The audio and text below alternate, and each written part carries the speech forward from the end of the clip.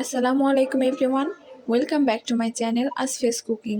আজকে আমি তৈরি করে দেখাবো গরুর মাংসের টিকিয়া কাবাব।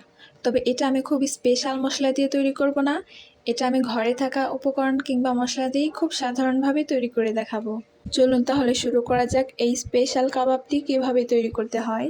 এর জন্য আমি প্রথমে 250 গ্রাম গরুর মাংস নিয়ে একটি ব্লেন্ডারের জারে কিছুক্ষণ ব্লেন্ড করে কিমা করে নিচ্ছি। চাইলে আপনারা শিলপাটাতেও কিমা করে নিতে পারেন। এখন অ্যাড করে দেব 1 কাপ পরিমাণ সিদ্ধ আলু। আর এই সিদ্ধ আলু দেওয়ার কারণে এই কাবাবের পুরটা অনেক বেশি স্মুথ হবে।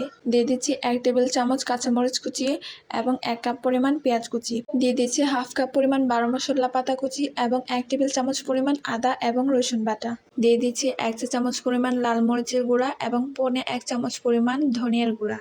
এখন আমি দিয়ে দেবো রাঁধুনি রেডিমিক্স কাবাব মশলা। এর ভিতরে একটি প্যাকেট থাকবে। আর এই কাবাব মশলাটা আমি খুব বেশি পরিমাণ দেব না, এখানে আমি মাত্র 2 টেবিল চামচ পরিমাণ দিয়ে দিচ্ছি।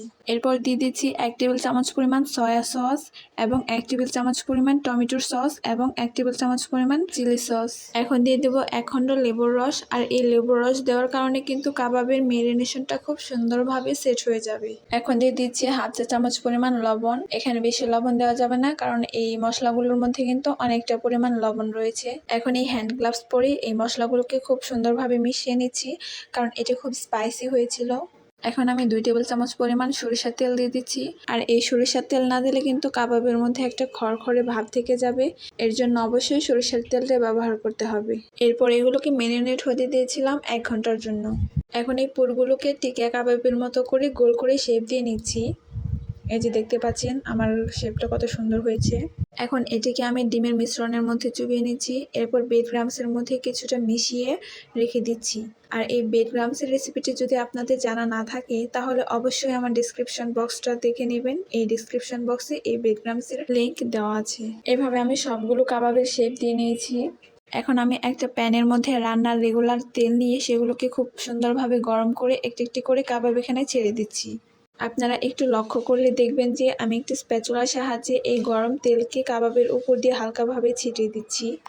আর আপনারা যদি আমার আসফিয়াস কুকিং পেজটিতে নতুন হয়ে থাকেন তাহলে অবশ্যই আমার পেজটি ফলো করে রাখবেন এবং আমার ইউটিউব চ্যানেলটি সাবস্ক্রাইব করে রাখবেন এবং পাশে থাকা বেল বাটনটি প্রেস করে রাখবেন।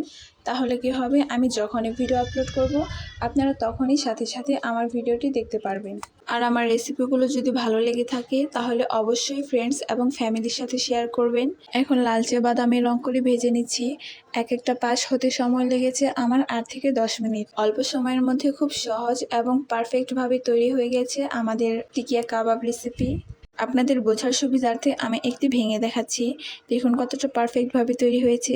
আর এই রেসিপিটি যদি ভালো লেগে থাকে তাহলে অবশ্যই লাইক, কমেন্ট এবং শেয়ার করবেন, কারণ আপনাদের লাইক কমেন্ট আমাকে অনেক উৎসাহ দেয়। সবাই ভালো থাকবেন, সুস্থ থাকবেন। আজকে এই পর্যন্তই, ধন্যবাদ।